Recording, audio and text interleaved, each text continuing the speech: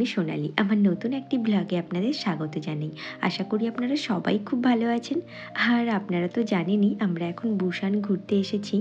তো এখন কেবিল কারে করে এলাম সংদো সাসপেনশন ব্রিজ দেখতে যাওয়ার জন্য। এই কেবিল কার স্টেশনটা বেশ অনেকটা উঁচুতে রয়েছে, তাই এই সিঁড়ি দিয়ে এখন আমাদের নিচে নামতে হবে। চলুন।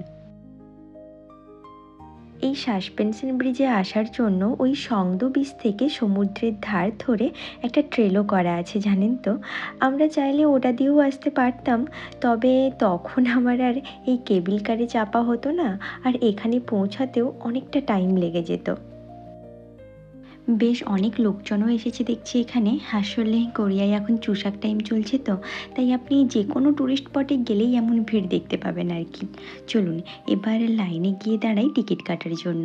পার হেড টিকিটের দাম পড়েছিল 1000 ওন করে, মানে ইন্ডিয়ান কারেন্সিতে প্রায় 60 টাকার মতো। আর এই হলো সংদো সাসপেনশন ব্রিজ, যেটা প্রায় 127 মিটারের মতো লম্বা। আর এই ব্রিজটা যে দেখছেন, এটা কিন্তু পুরোটাই সমুদ্রের ওপর ঝুলন্ত অবস্থায় রয়েছে। এই আমনাম পার্ক থেকে এখন আমরা এই ব্রিজের মাধ্যমে যাব ওই ডংশিয়ম নামক আইল্যান্ডে। আর সত্যি ভিউটা দেখুন, জাস্ট অসাধারণ লাগছে দেখতে, তাই না? মনে হচ্ছে যেন সমুদ্রের ওপর দিয়ে আমি হেঁটে চলেছি।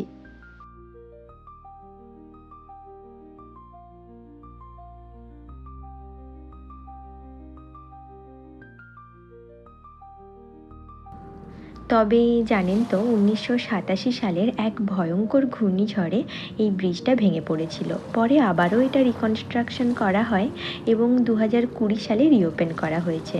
সে যাই হোক, তবে এখানে এসে আমার ভীষণ ভালো লেগেছে। মানে সমুদ্রের উপকূল বরাবর যে এত সুন্দর সুন্দর ইউনিক ইউনিক ট্যুরিস্ট স্পট বানানো যায়, সেটা বোধহয় এই বুসান না এলে আমি জানতেই পারতাম না। কোথাও রয়েছে স্কাই ক্যাপসুল, কোথাও স্কাই ওয়াক, আবার এই সাসপেনশন ব্রিজ, মানে প্রতিটাই অসম্ভব সুন্দর আর কি।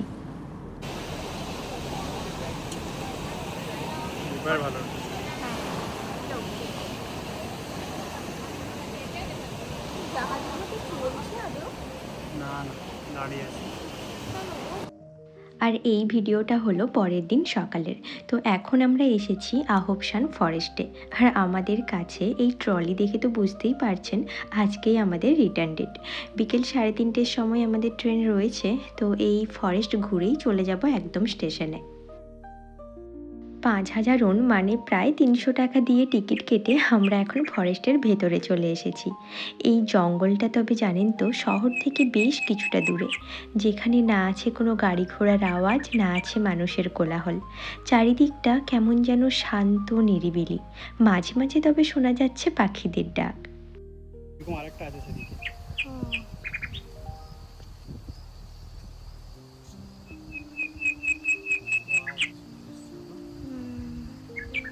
সবুজ সবুজ আর সবুজ।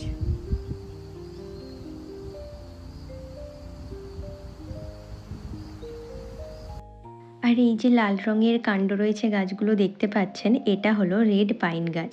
এই ফরেস্টটা মেনলি বাঁশ গাছের জন্য বিখ্যাত। বিভিন্ন প্রজাতির বাঁশ গাছ এখানে রয়েছে। এছাড়াও পাইন, ওক, সাইপ্রাস, গিঙ্কো এইসব গাছও এখানে দেখতে পাবেন আপনি। পাখিদের জলের খাবার, হ্যাঁ হতে পারে।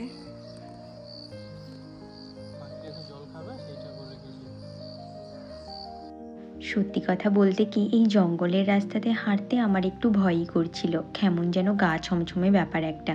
চারিদিকটা দেখুন একবার, মানে লোকজন নেই বললেই চলে। আর আমাকে যদি এই জঙ্গলে একা ছেড়ে দেওয়া হয়, আমি তো হারিয়েই যাব আর কি। কারণ জঙ্গলটা এতটাই বড়, আমাদের পুরোটা ঘুরে শেষ করতে প্রায় 1.5 থেকে 2 ঘন্টার মতো সময় লেগে গেছিলো।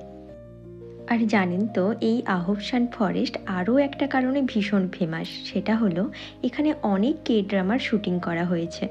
চলুন এবার আমাদের বাস ধরতে হবে। এই বাসে করেই সোজা চলে যাব বুসান স্টেশনে। ওখানে কিছু লাঞ্চ করে তারপর রওনা দেব সিওলের উদ্দেশ্যে। এই 4টে দিন বুসানের অনেক জায়গা ঘুরে দেখলাম, অনেক নতুন নতুন অভিজ্ঞতা হলো, যেগুলো থেকে যাবে স্মৃতিতে সারা জীবন।